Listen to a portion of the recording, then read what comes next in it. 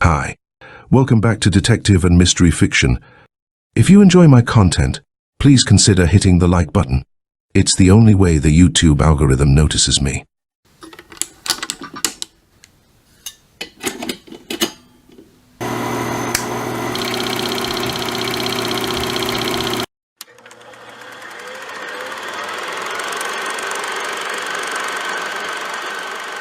The Captive Soul by H. Ellis Davis.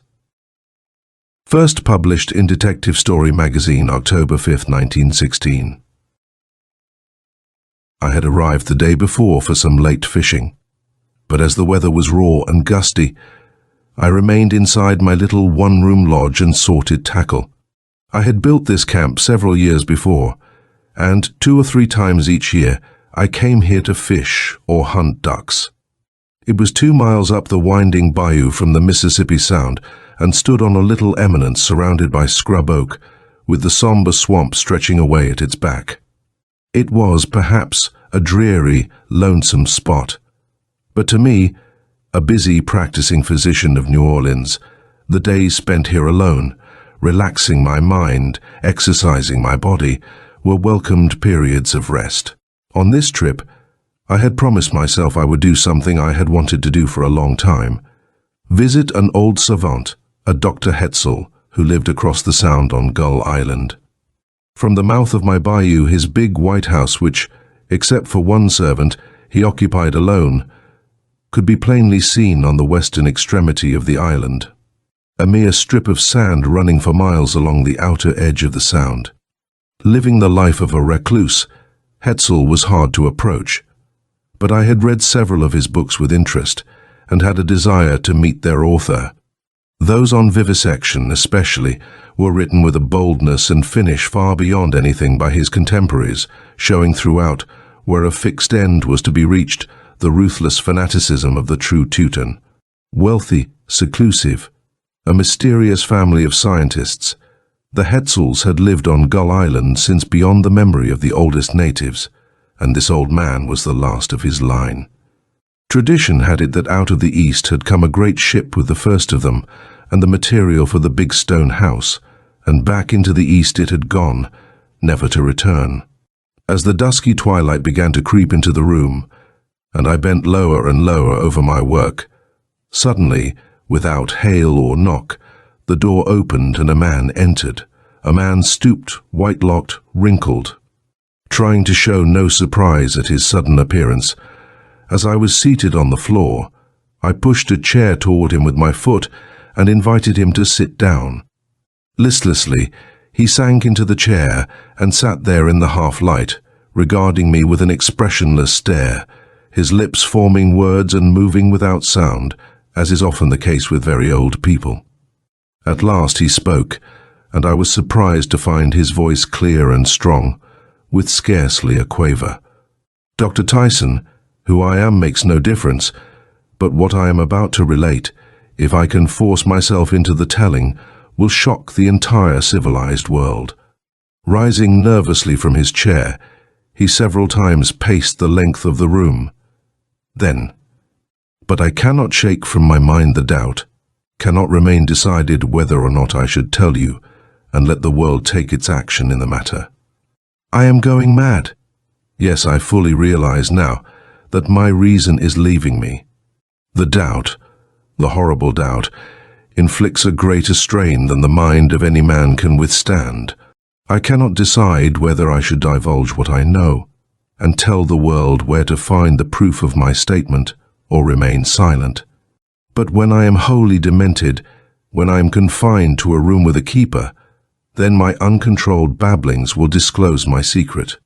But who would consider the wild raging of a madman? Then, another uncertainty is madness itself, the uncertainty as to whether I should have killed him, that sorcerer who, by the black art of science, can hold forever captive the souls of men and women. The man had now worked himself into a frenzy, and the palsied hand clawed again and again at the white locks straggling over the shrunken, leathery brow. Becoming somewhat alarmed, I said sharply, "Here, old man, calm yourself. Come, sit down and tell me what you wish me to know." He turned on me fiercely.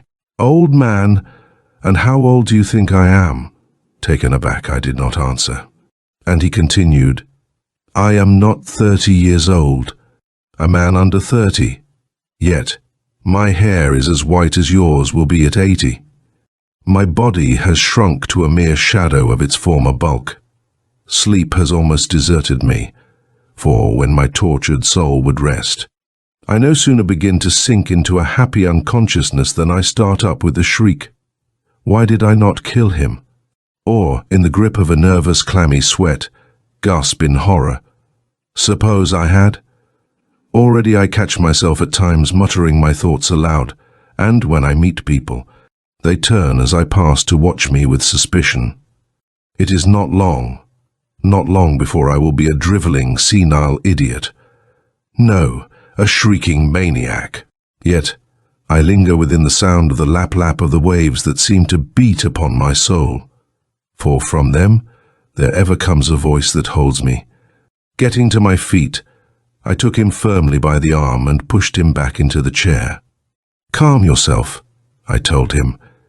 "If you like, it needn't go any further, but you must tell me what is on your mind that's troubling you so much. I might be able to help you."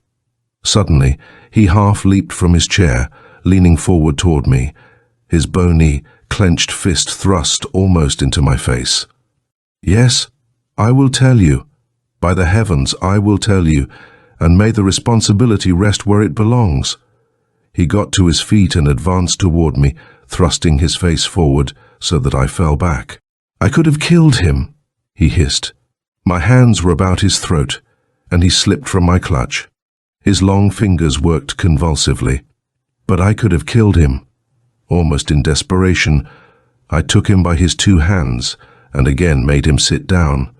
Then, standing in front of him, still holding his hands, I said to him, "Look here, if you expect to tell me your story, begin at the beginning. I know that some horrible thing has happened to you, but get behind it. Tell me about yourself before it occurred. Have you always lived here? If not, where did you come from? What did you do for a living? Now sit there for a minute and think it over calmly before you begin." For a long time he was silent, looking vacantly in front of him, while I again took my place on the floor and resumed my interrupted work.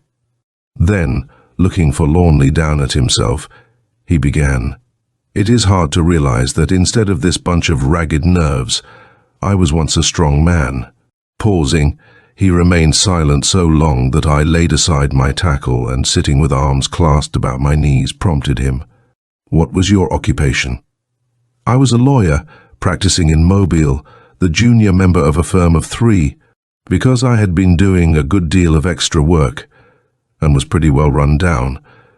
The senior member persuaded me to take a week's rest and come down here on the Sound to the little village of Cody, with the hope of regaining my appetite. As I have always had an aversion to any large body of water, I tried to beg off, but he was obstinate.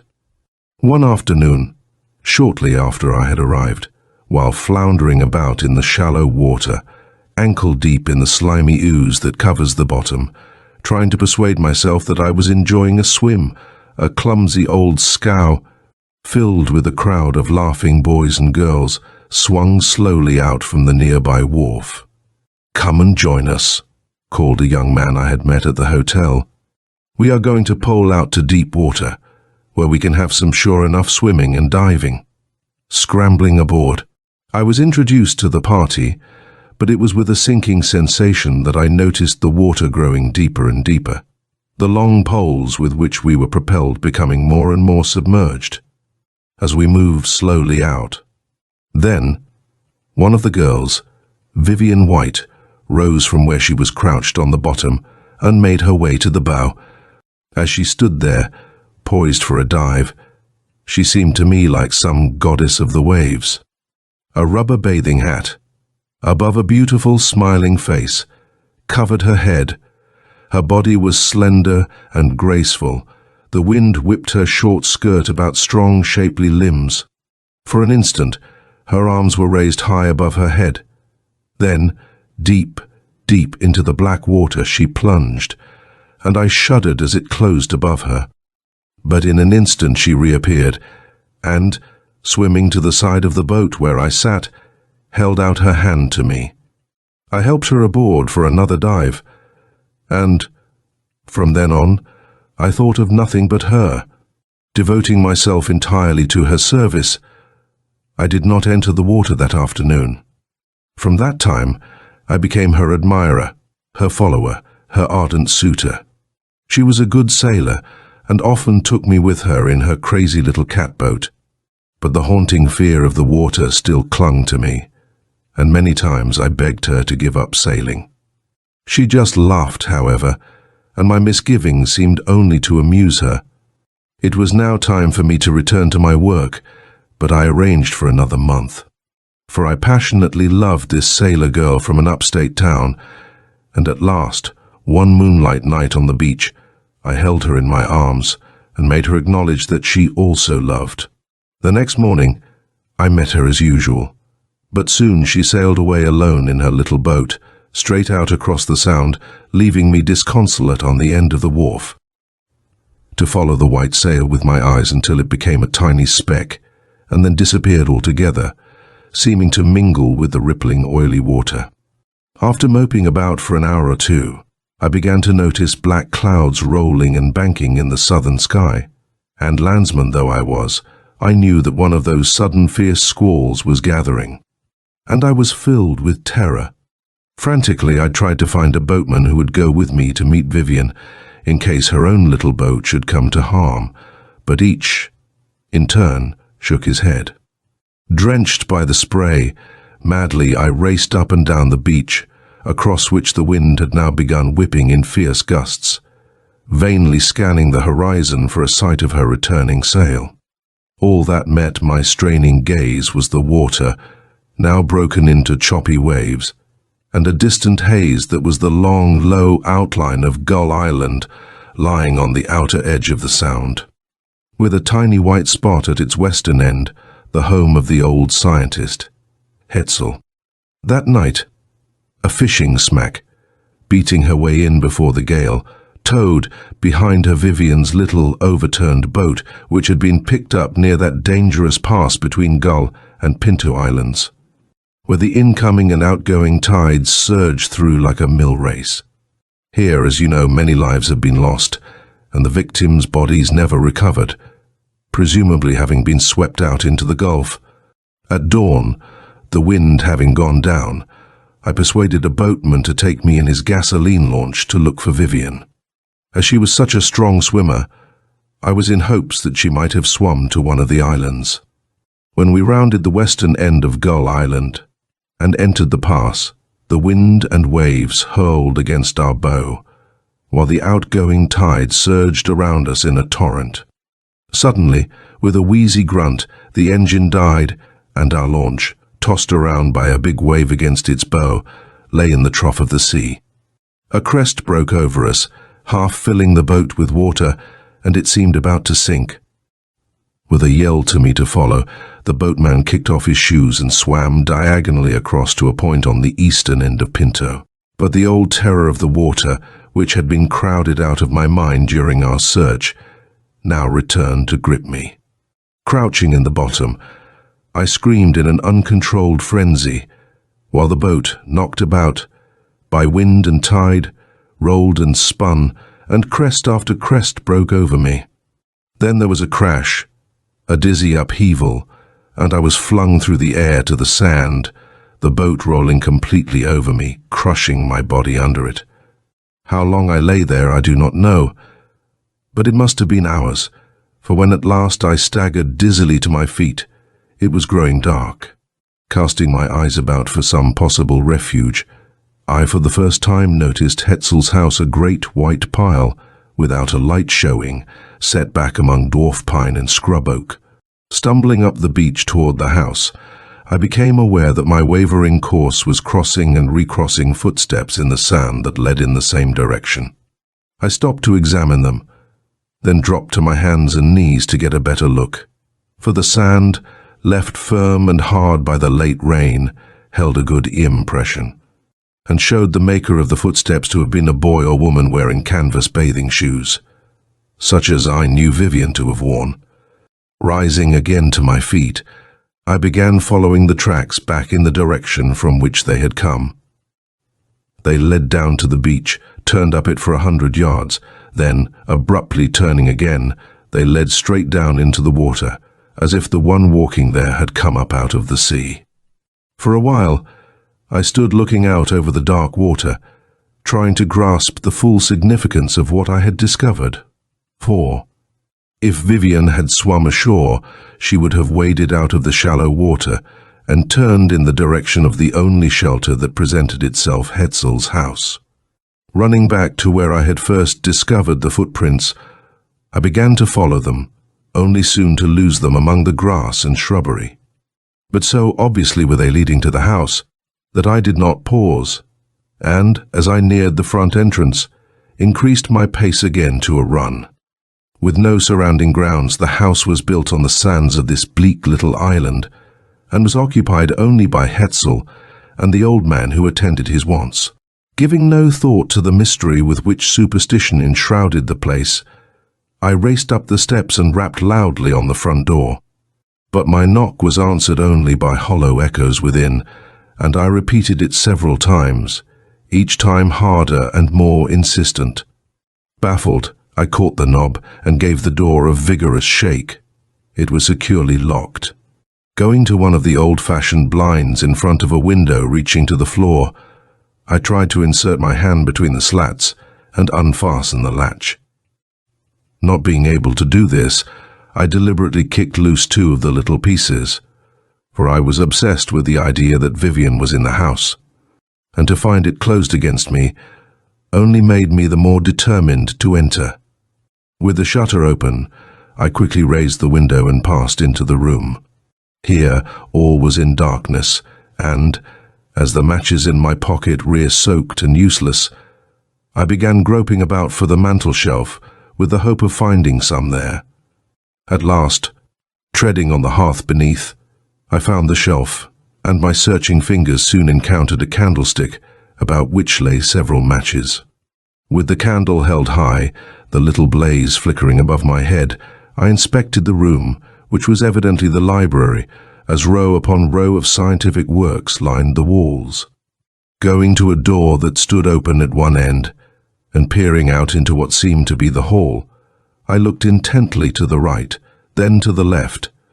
Unable to fathom the heavy darkness beyond the feeble rays of my candle, I stepped gingerly forth. To the left, toward the front of the house, something sprawled on the floor, and, in dread, I shrank back until I could no longer see its outline, and stood panting with nervousness.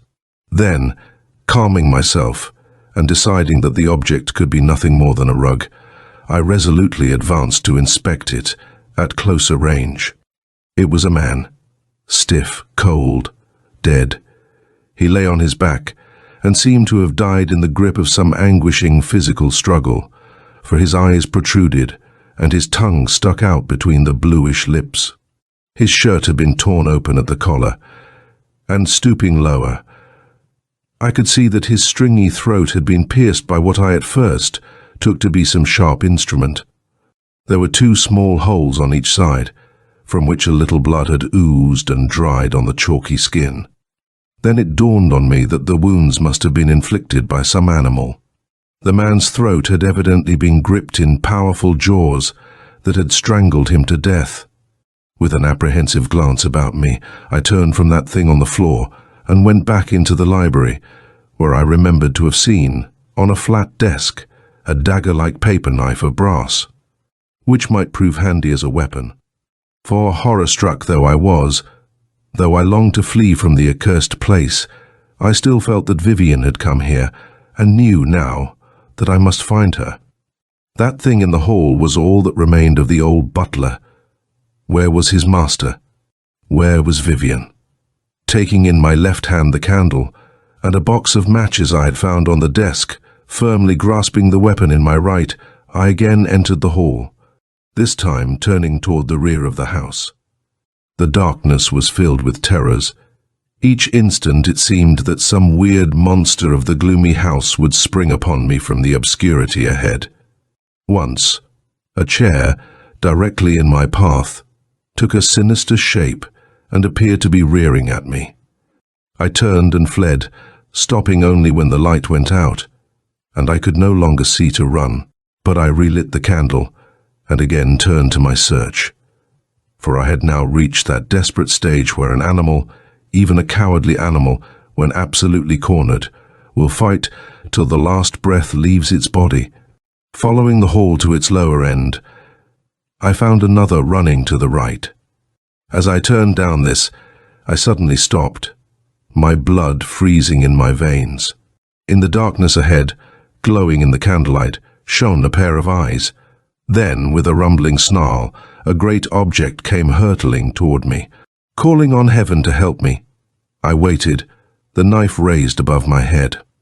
The creature struck me heavily in the chest, hurling me backward to the floor, and the candle flew wildly, leaving me in utter darkness. But even as I fell, with all my might I struck, landed solidly, and the knife was wrenched downward and out of my hand. For a while I lay where I had fallen, half stunned, instinctively covering my throat with my hands, expecting each moment to feel the hot breath on my face, the horrible fangs biting into my flesh. Then I became aware of a scuffling sound, a few heavy, deep-drawn breaths, a gurgling, rattling cough, and all was still. At last, on hands and knees, I began groping for the matches, which had been flung out of my hand with the candle. Once, I touched something hairy and warm, and shrank back, my hands held before me, to ward off an attack.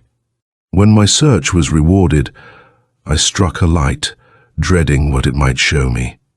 On the floor, weltering in its blood, the knife still sticking in its throat, lay an enormous dog, a powerful, savage, murderous brute. Drawing out the bloody knife, I proceeded down the hall to the other end, where I found a heavy door standing ajar. My light fell through the opening on a small landing, with a flight of steps to the left descending into the darkness. As I shoved the door farther open to pass through, it resisted. An unseen hand seemed to be there, pushing against me. Determined to fight my way if necessary, I threw forward my weight, shoving the door wide, and as I did so, kicked a soft object from under my feet down the steps.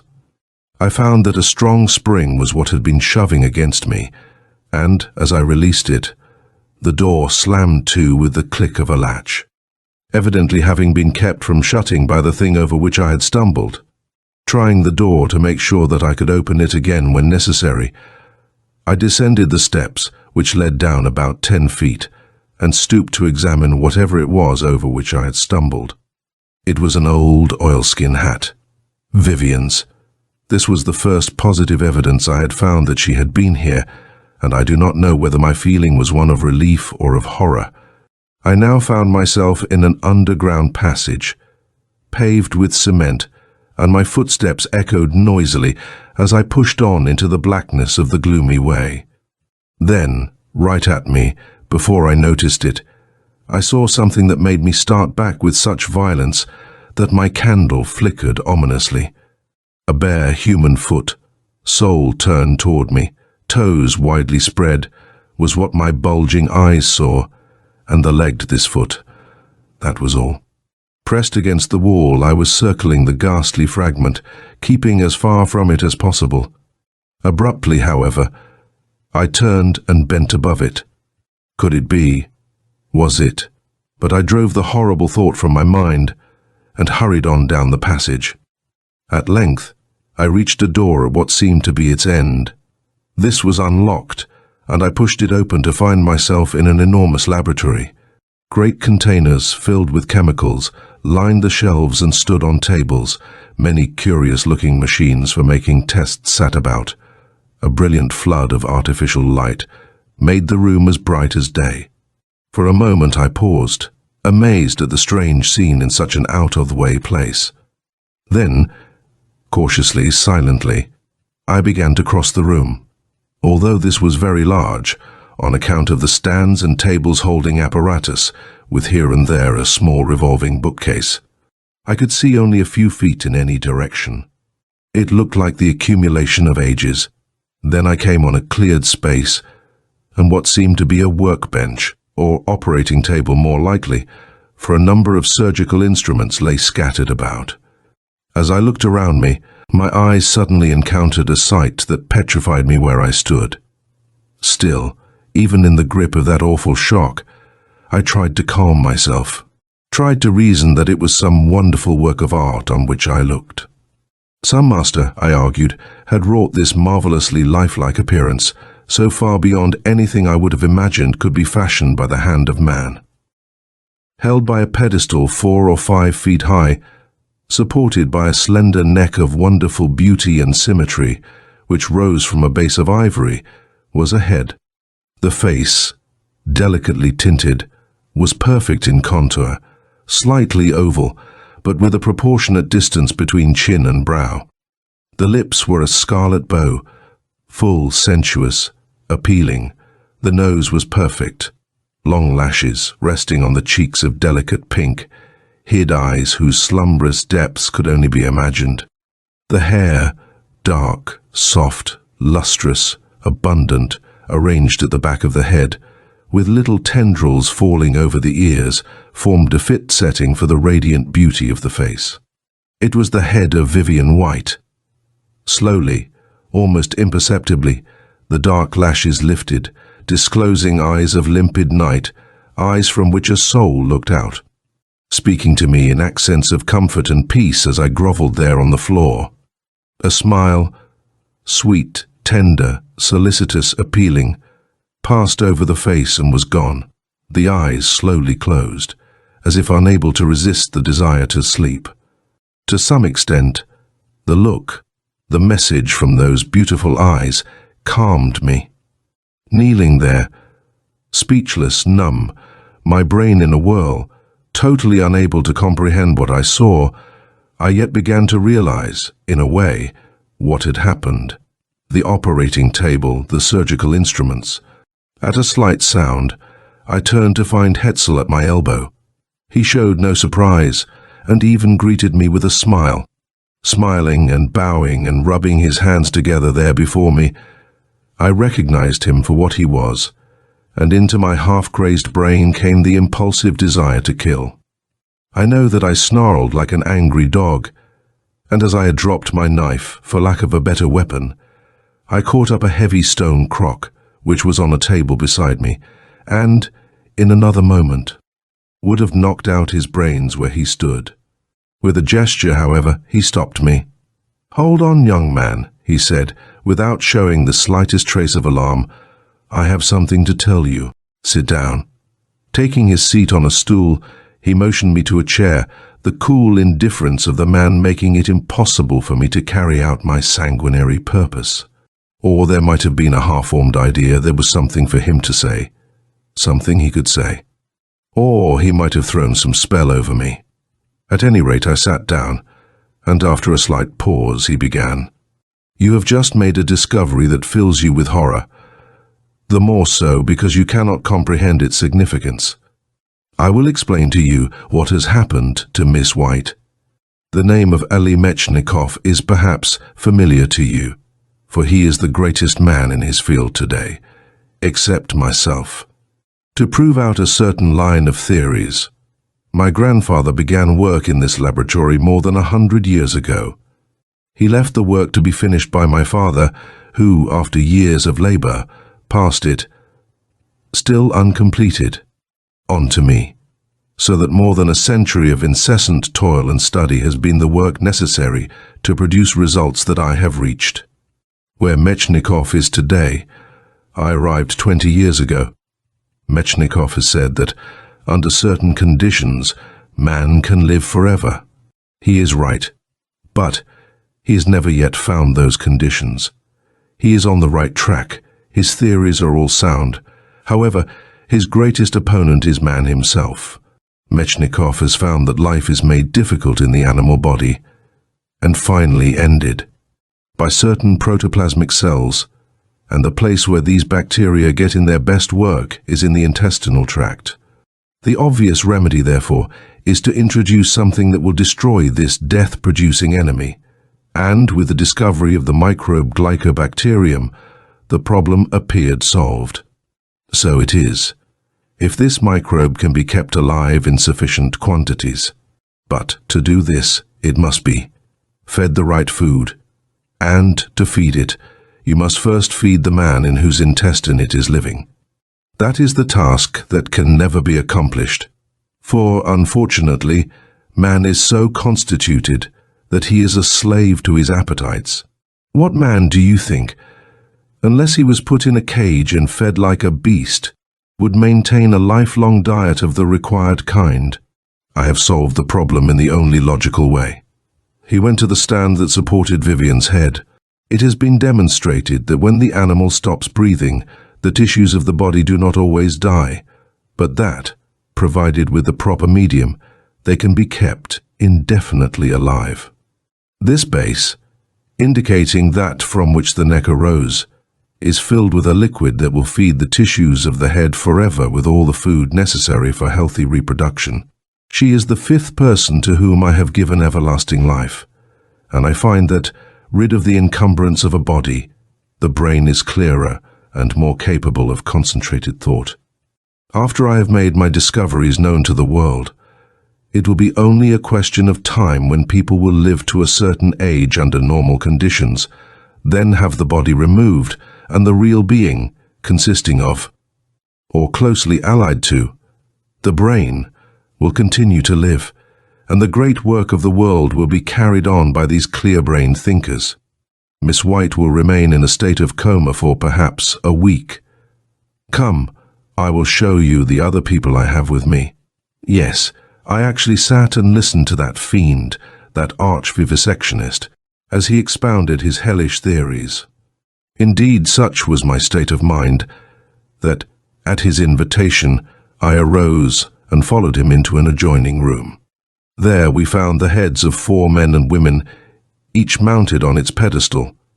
To my further astonishment, if that is the word to express the mental shock I had sustained, they were conversing in low, well-modulated voices. As I entered, an old greybeard looked at me sadly and said in a firm, clear voice, as though speaking to the others, "Another who will be denied the peace of death." Strange, but the significance of his remark did not strike me, and still in a kind of daze, I followed Hetzel back into the laboratory. The scientist, who was in advance, said, "This way. I wish to show you something more." He turned from sight around a great bookcase, and I was just about to follow when something, and it seemed the voice of Vivian, told me, "Look above you." Following the voice, or impulse from her, whatever it was, I looked up and was able to spring back just in time to prevent being completely enveloped in a great blanket, 10 feet square, that came fluttering down from overhead. As it was, a corner struck me in the face, and I staggered drunkenly, my head reeling from a sickening, stupefying odor that came from its folds. Then, in a flash, it dawned on me what had just happened. Hetzel intended to add me to his list of subjects. The spell was broken.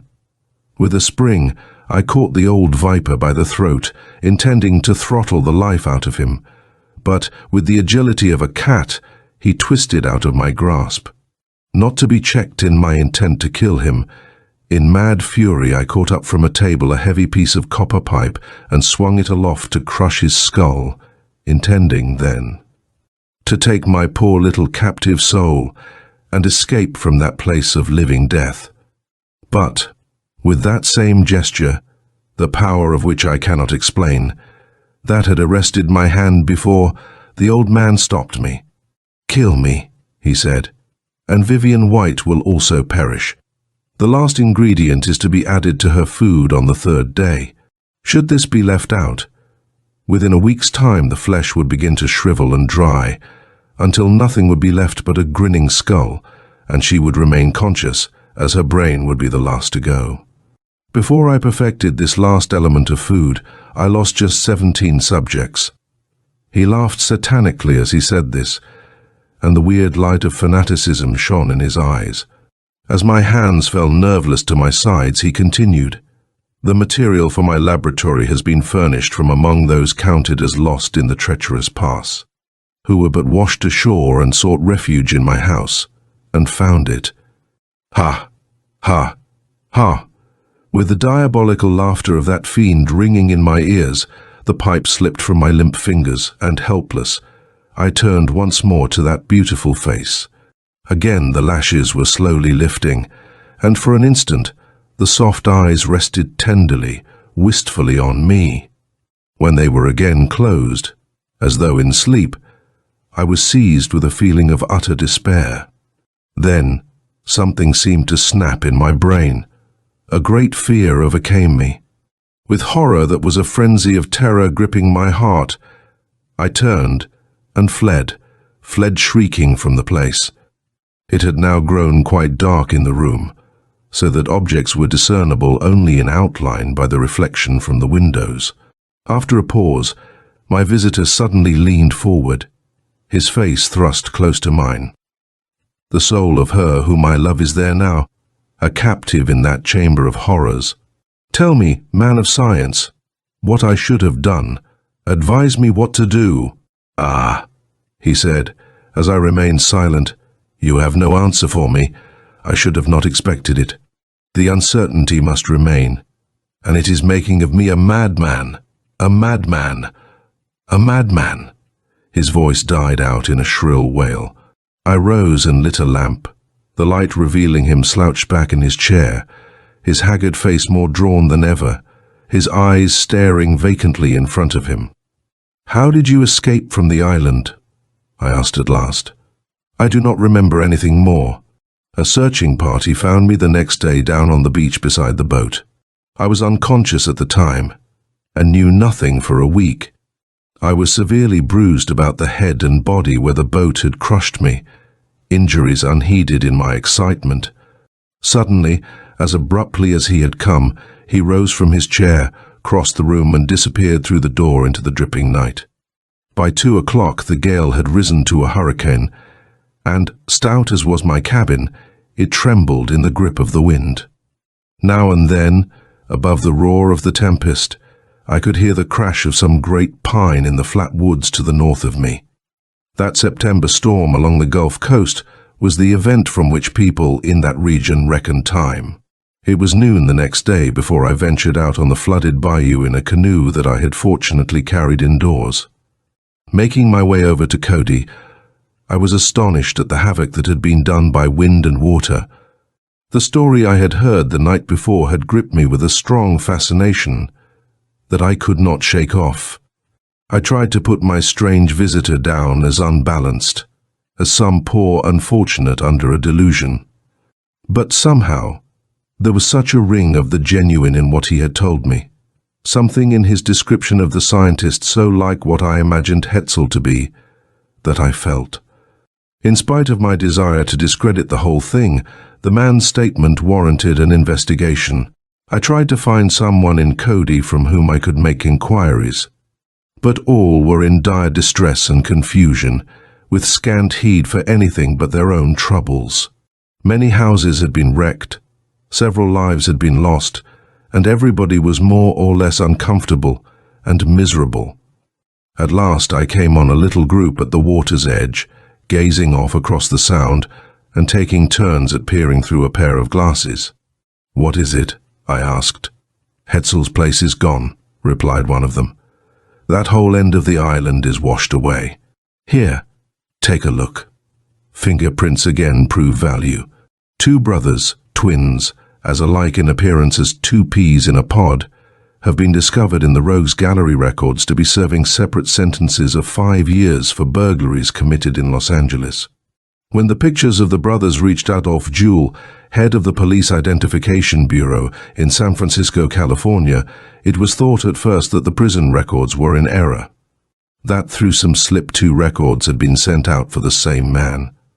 Jewel immediately wired to the officials at San Quentin and Folsom, asking for the fingerprints of Mesak Kartungen, which is the name claimed by both men. And it was only when the prints were examined under the glass that it was found that there were two separate and distinct Mesak Kartungens. The men have prison records in various parts of the country, and both are graduates of reformatories.